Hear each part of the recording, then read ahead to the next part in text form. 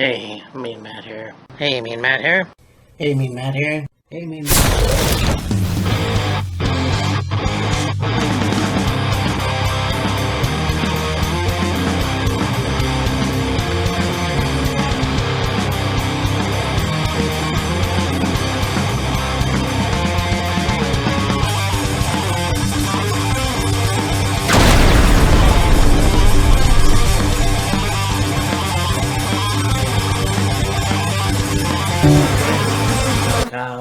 When we haven't done this in a long time.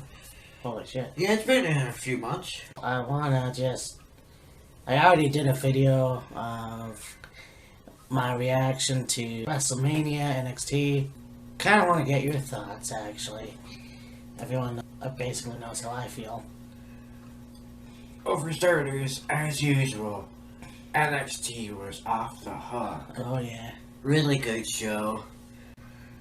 The ladder match for the North American Championship, that was impressive. Watching Ricochet do some insane acrobatic things off ladders and off the top rope and what have you was phenomenal.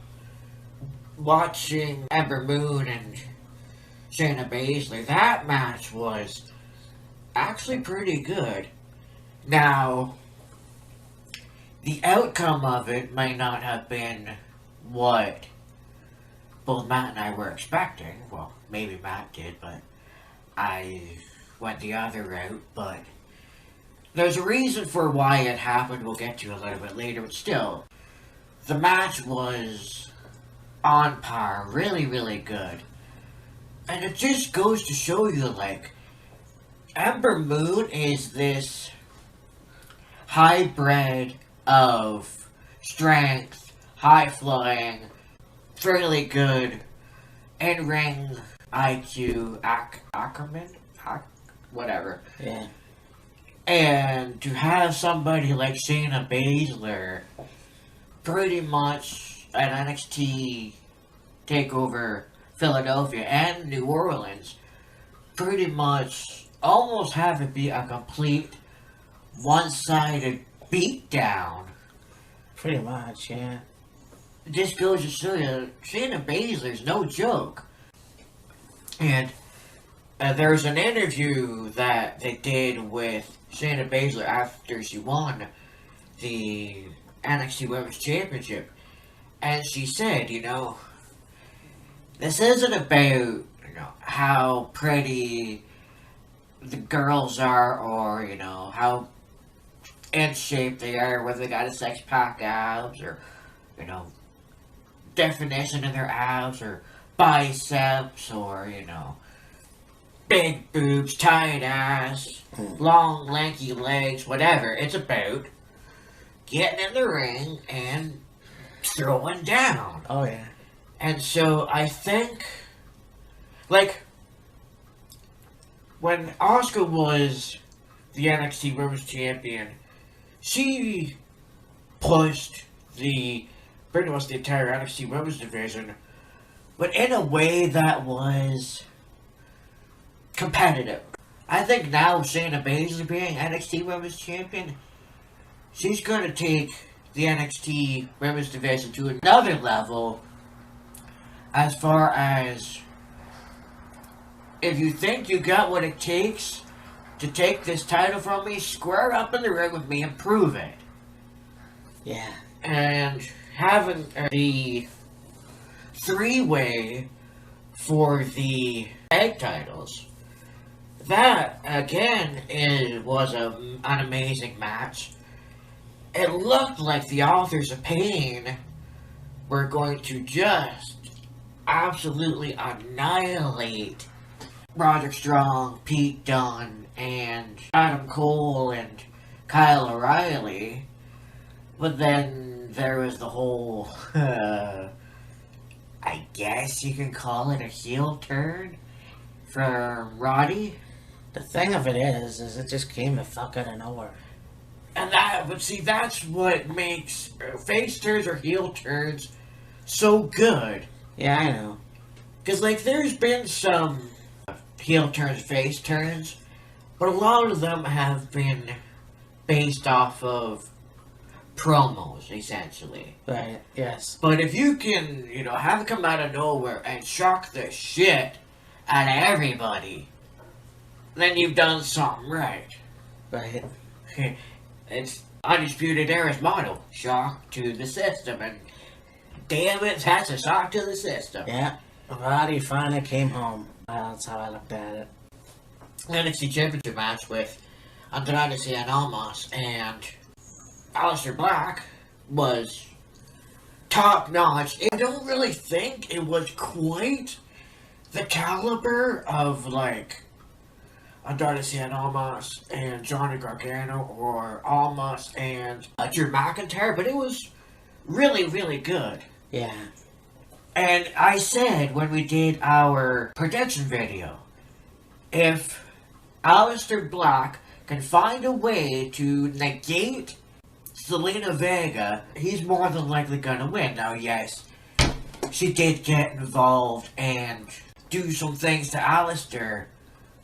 Little did anybody realize it would actually be Vega that would be Almas's demise as far as champion goes. Yeah, she really played that up too. That was awesome. Oh, yeah. Yeah, I think that Aleister, we'll see where it goes with him because... Oh, absolutely. I think that Andrade was a very good champion. Oh, yeah, absolutely. I don't know if he should have been given it a longer title reign, but is that Aleister Black definitely deserved it. And to think about it, too, it was 1 year ago at a TakeOver, Aleister Black debuted, and he beat Andrade Cien Almas in his first match. Right. Come full circle, 1 year later, TakeOver New Orleans. Same situation, same outcome, just for the NXT Championship this time. And then, of course, you have the unsanctioned match with Johnny Gargano and Tommaso Ciampa, which was really good. I would have liked to have seen them get a little more physical as far as, like, weapons were concerned. Because, like, okay, yeah, Tommaso Ciampa goes over and grabs the guy's crutches from the crowd, and you got Tommaso taking his brace off, and Johnny using that, and then the suplex off the table onto the floor, and then Tommaso Ciampa throwing Johnny Gargano onto the hood of the announce table where it was on the floor. That was all good, and like the things they did in the ring as far as, beating each other up was all good. It just, for an unsanctioned match, just a little more use of weapons would have been good. Other than that, an amazing match. Well, here's the thing, though. It's very rare in the WWE that you see somebody actually physically get a swollen eye or a swollen body part or just something other than blood, I guess, Well, I'm sure that they were both trying to be careful, but at the same time, like, slam in there. Yeah, and I think, you know what? I understand that professional wrestling is choreographed and they don't want to hurt each other. But when you have that, it makes it feel genuine. It makes you feel like, oh, okay, so they really do get hurt. And these two makes you think, okay, these guys really don't like each other. Exactly. So it's a pretty good psychology, pretty good storyline. Yeah. And, we'll see where it goes from there. Yes. So, like, okay, what did you think about WrestleMania? WrestleMania, I felt was really, really good. The matches were really good. Now, there might have been a few matches that had maybe a not so popular decision. All in all, a good show, good event.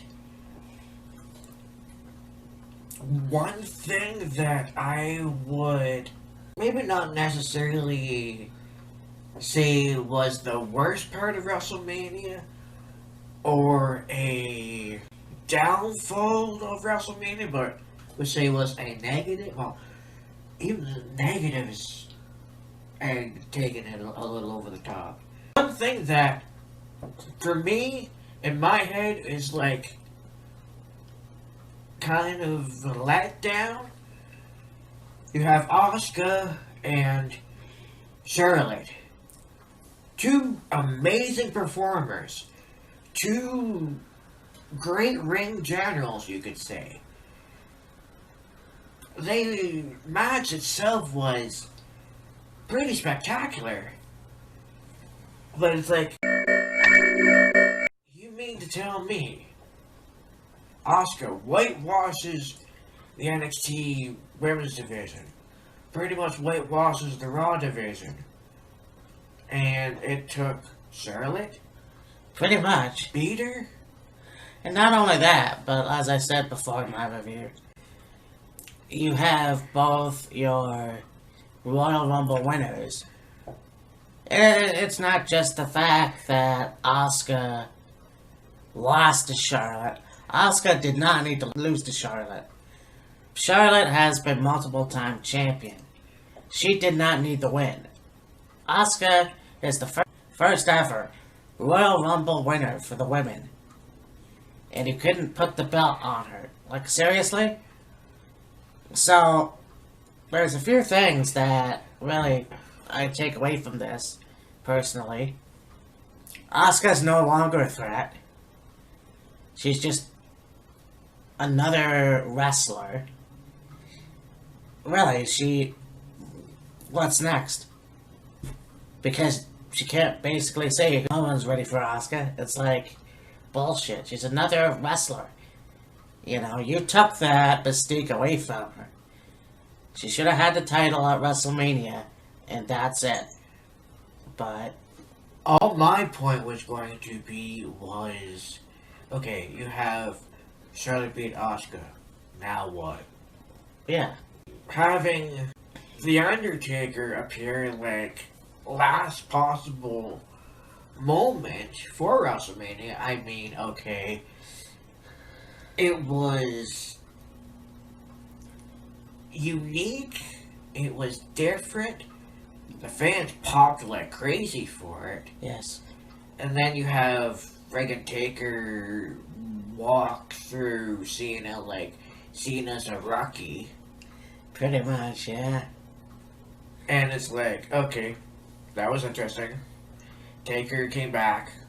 Although, I guess if you really think about it, it's like, okay, 4 years ago, Taker lost to Lesnar at WrestleMania 30 inside the Mercedes-Benz Superdome, right?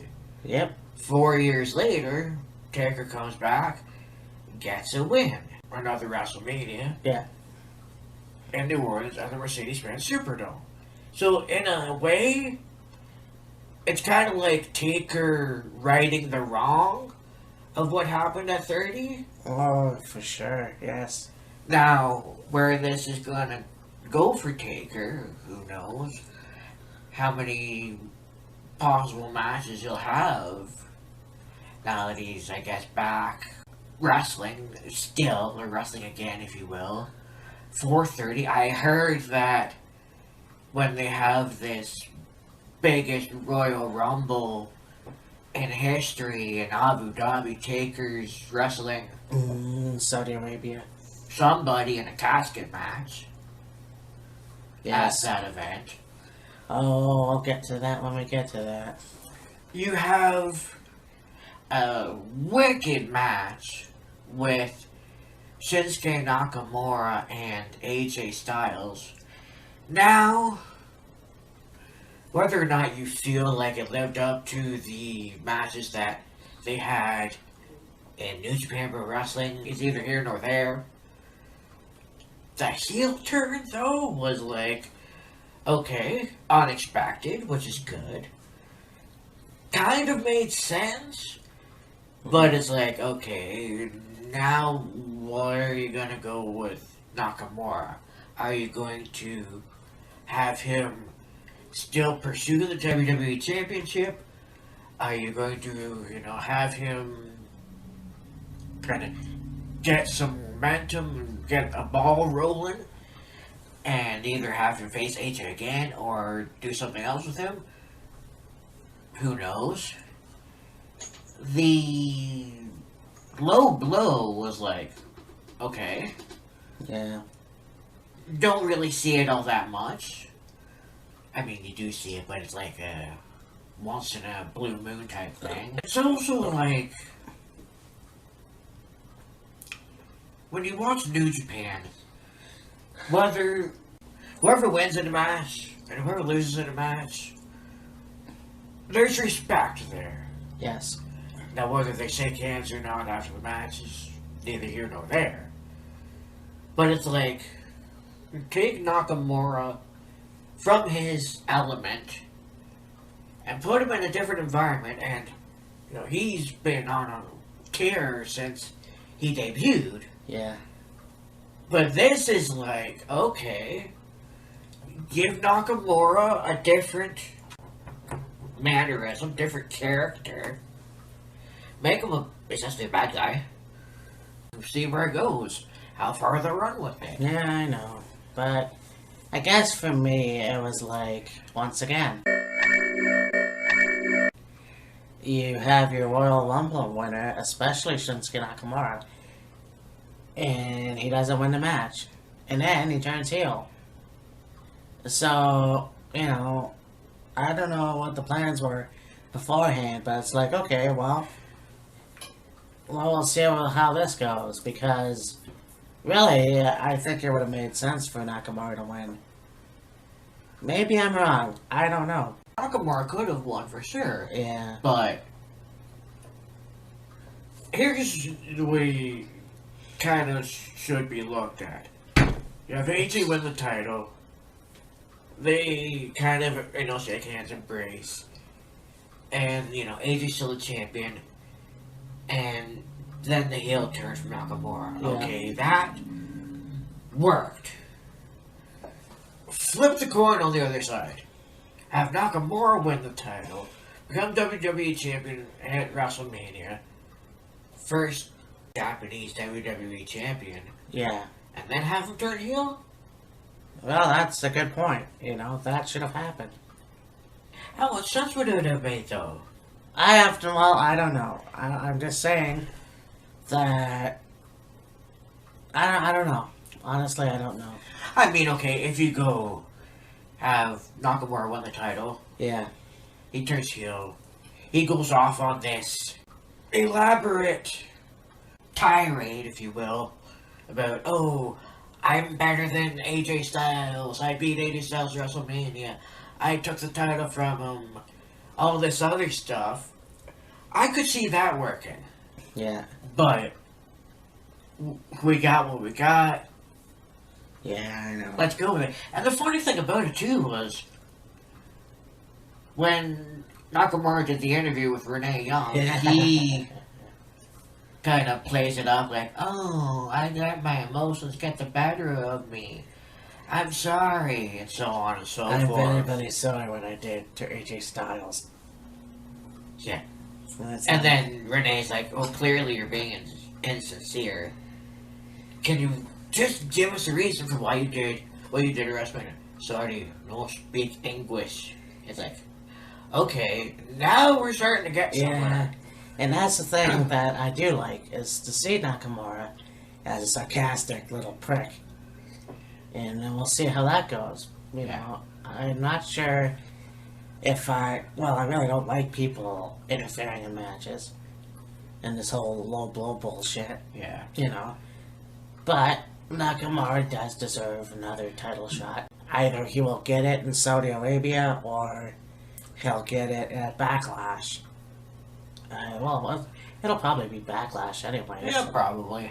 And then, of course, the probably most unique moment of the night, and probably the most unconventional moment of the night, having Braun Strowman go into the crowd, pick a random kid and be like, you, come with me. You stand here in the corner, let me do all the work. And basically Braun Strowman wins the Raw Tag Titles with a 10-year-old. It's like, okay, different, unusual, unorthodox. Dumb. Okay, here's the thing. Yes, it was dumb, because you had so many opportunities to bring in Bobby Lashley, Kane, Big Show. A 10-year-old, really, and a referee's kid? Look, I expect that kind of stuff maybe at SummerSlam. This, to me, is stupid.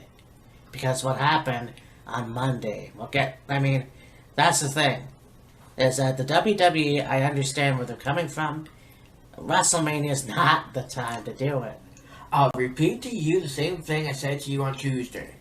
Could you imagine being that 10-year-old kid at the Mercedes-Benz Superdome, checking back with his family, watching WrestleMania, enjoying the show?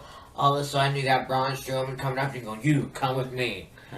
Take you through the crowd, round the barricade, end of the ring, ask you what your name is, and then go, "Okay, you stand over here in the corner, don't do anything, I'll do all the work." And essentially be a Raw Tag Team Champion. Now, okay, it wasn't permanent, but... Well, wouldn't that be the thrill of your life? Once again, not at WrestleMania. I'm sorry, this is the Who cares if it's at WrestleMania? It's the biggest show of the year. So? Because you don't have a kid come out, that just doesn't make any sense. Why not have, next year, let's have a dog be a tag team partner. Oh, now you're just being a... Yes, exactly. Over the top. Exactly, I am being a dick. That's just the way it is. I'm sorry, that's how I feel. I mean, I think, okay, maybe it was good in a way. I don't know.